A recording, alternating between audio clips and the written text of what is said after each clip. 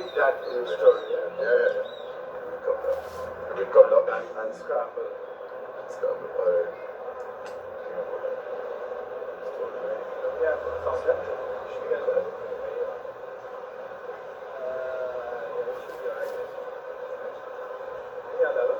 Yes, well, what I will tell you, boy.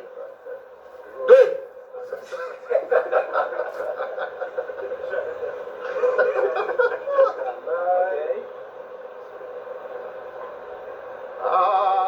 Amazing grace, how sweet the sound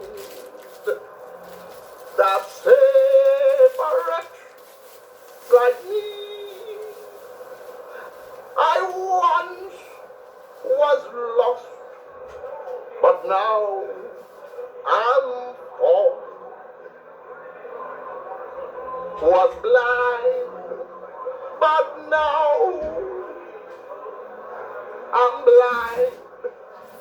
In a variety of packs, come and get your Roscoe snacks. You see what I was telling you? You see what I was telling you? I'm telling you all the time. I know she wasn't going to come. What trouble is this? I was telling you all the time, but no. Oh, she's your favorite. It's not a matter of favorites. You have to wait and see what is the real story behind the thing. What real story she will have again? I tell you she wasn't going to come. Well, I don't want to jump to conclusions. There's no jump to the conclusion, Mr. Roscoe. We planned this thing so long. I tell you she would have come up with an excuse why she can't make it this weekend. Yeah, but look, she was in the motor car with us going. And as soon as the car started to shake up a little bit, she felt upset. You can't fault somebody for that. Because she had the plan done already. She planned. I tell you, I was on top of the latrine and I hear the plan went down. Well, what trouble is this? I feel it's the fumes from the latrine that go into your brain. Mr. Roscoe, it's not no fumes from no latrine. I'm telling you the truth. She planned that. No, she can't come with no other excuse, but she planned that. You cannot just jump at a thing like that. You have to wait and weigh out the issues. Have we had a chance, an opportunity to talk to her? Huh? We don't need that. Yes, we do. We need to talk to her and find out exactly what went on. You know, Mr. Roscoe, if I didn't do that, you would have jumped to conclusion one time. No. You jumped into conclusion now. Oh, I jumped into conclusion? It was you who was in that position. Well, then I would have simply waited until I spoke to you. And then I would have decided what your fate would have been. Okay? Actually. Well, that is what I plan to do. But you're down my throat like a bad coal. No, but I just was reminding you, that's all. But what trouble is this? Look, we come in last night late. Huh? Because Ras come for we late. When we reach up here, the girl was inside. Look, she door did lock up. I'd knocked twice, but I didn't want to wake her up if she wasn't feeling well. No, but I doubt she was inside, Mr. Roscoe. I doubt she was in there. No, you see, you're going down a dangerous road there. No, I just saying I doubt. How do you mean you doubt? Why you doubt? What reasons you have for your doubt? Eh? Well, I know she had planned things for the weekend, man. That's my reason for doubt. You understand? You can't be a doubting Thomas without evidence. But she did plan to go and eat the outing, Mr. Roscoe? Well, yes. She had planned to go. When I spoke to her, I told her that on Friday evening, we're going to pack. And we're all going to Grand River and spend some time at Gloria's place to bond. She had agreed to go, didn't she? Yeah. Well, it's not my fault that the girl turned sick when the car started to top in the road. I am always feeling a little wheezy when I eat and things. But I tell myself, it's a good thing I didn't eat what you cook. You mean you didn't cook? I cook because I strongly suspect it's your fault. My fault? Yes. Mr. Roscoe, me I do nothing wrong. All I do was cook normal, and that was the best recipe you ever had. Best recipe for what? Since when flour porridge is a gourmet meal? You come home and you go sit. I know a special recipe. Eh? My grandmother teach me that. I could give all your flour porridge to settle on your stomach for the long run. Well, Mr. Roscoe, that was a good recipe. Well, it's a good thing. I followed my mind and I didn't eat none. What do you mean you didn't eat none? Me eat it. But Mr. Roscoe, you make all my porridge go to waste? It didn't go to waste. The texture of that thing there, you could cast the back of the yard with it. You see how you're ungrateful? And I feel it's that will happen when time your cast go through stomach. You see you're choosing sides now, you see? When me choosing When sides. you're bad talking me porridge in she favor. Well, when me have nothing against you, I have something against your porridge.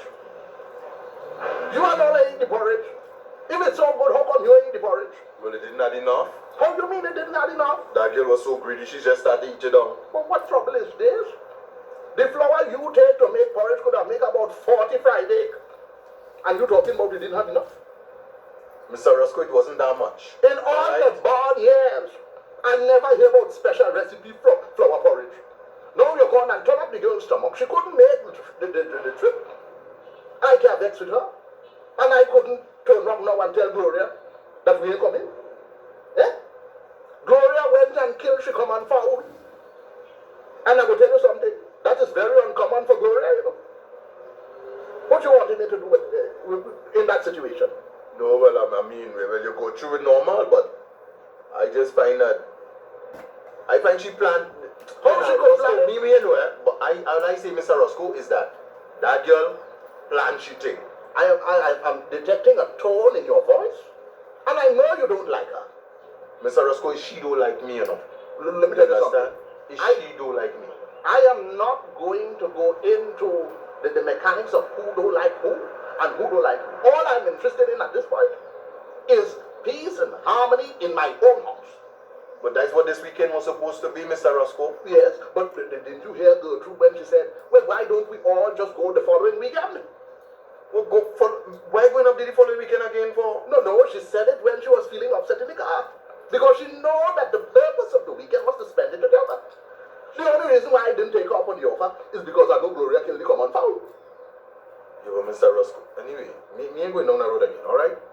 Because I find you are detecting a tone in your voice, boy. It's a sort of maliciousness. Mr. Roscoe, I do have no body to heart in maliciousness or anything like that, as you're saying. It wasn't for the little cheap perfume they wearing. I would have said somebody else sitting down next to me. Mr. Roscoe, you could say that. Because your tone different. Since you go through, come your tone different. No, but since she come, she on my case, Mr. Roscoe. You know you ain't saying nothing about that. We ain't saying that. Oh gosh, boy. And you're spitting boulders in my face. It is spitting boulders now, Mr. Roscoe. I think the rain starting to come. What? Well, you have to carry me for shelter, one. Well, we could go back by right way and carry the first time. Well, pack up the goods, man. All right, okay, Mr. Roscoe, backing up everything. Yeah. That's a very No kind of Well, thing. don't worry, I go manage it. What you gonna manage what? You go get some muscle rub for your shoulders and things. We ain't so concerned about the muscle rub. I'm concerned about the money you get from her. But that's not the point. When she did talk to you? Why you didn't tell the woman, well, I'm going to fix the fence for X dollars? Huh? No, but It's you that jump up and say, well, I am mine, but I had to talk to Mr. Roscoe. yeah, because you gonna tell her you was my manager.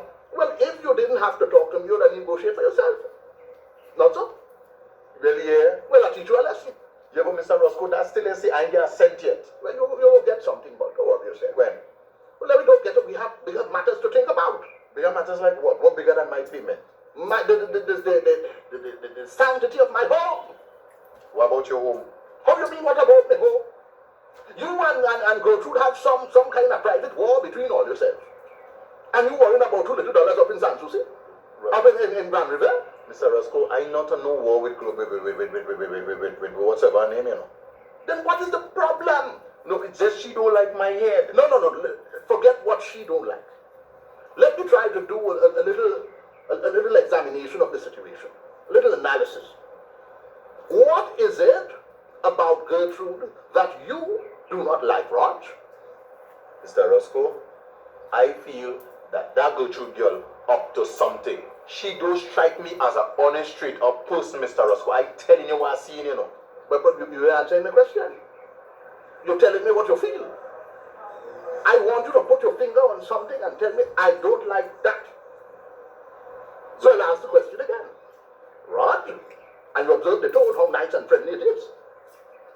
Raj, what is it about Gertrude that you do not like? She pushiness. How is she pushy? Give me an example. Mr. Roscoe, she now come. Yes. Alright? She want to push me around and tell me what I have to do and what to, and all this. I telling her, well, look, I doing this a little while with Mr. Roscoe. And as a big man, she can't tell me to do this so and do that so. Well, you see the problem? You see that tone that you now use? What? That is the tone that you're using with Gertrude. It's wrong. No, but I tell her before, Mr. Roscoe, that watch me. I's a big man, you know. No, but let You me want to tell me how let to me do tell it? you what you're doing. I now ask you in a nice friendly tone to give me an example of her indiscretion. Well, Mr. Roscoe, she now come and she telling me how to do this and how to do this. You see how you're coughing up yourself? Okay, so well, then how I should do it then? Well, all you have to do is say, well, Gertrude, I would love to assist you in this regard, but let me at first speak with Mr. Roscoe. You see, you don't bypass the fact that she was here before you. You bypass the fact that you know her. And you're bypassing the fact that, to me, I'm not even taking that into consideration. I'm willing to treat both of you as equals. But you're giving me pressure, boy. Mr. Roscoe, all I just say... Every time I call Gertrude name, you ride in my chest. Huh? Like bad food. You ride in my chest. Every time I say, well, let all three of us do something. Who made me wonder who is she? And then you get like a jealous lover, boy. Mr. Roscoe, maybe I not... Okay, Mr. Roscoe. Let me plan something for all three of you again. And I'm going to show you that I could be wait, sir. Use what? What? Plan something for three of you again. I'm going to show you that I could be good. You know, I could treat she, But that is not the point. Well, what's I the don't point? have to plan something for you to treat her well. You're supposed to treat her well anyway. Well, okay, Mr. Roscoe. Where's that noise? What are you hearing here? That is a helicopter. A what? A helicopter. Oh, Passing. Yeah, boy. A red and white, yes. Yeah. You look like one of them oil company thing now. Oh. Because sometimes when you hear helicopter, it have bandit in the area running from police and thing, you know. Bandit? No. But you don't worry with that here, Mr. Roscoe. Nah. Not with me on duty here, man.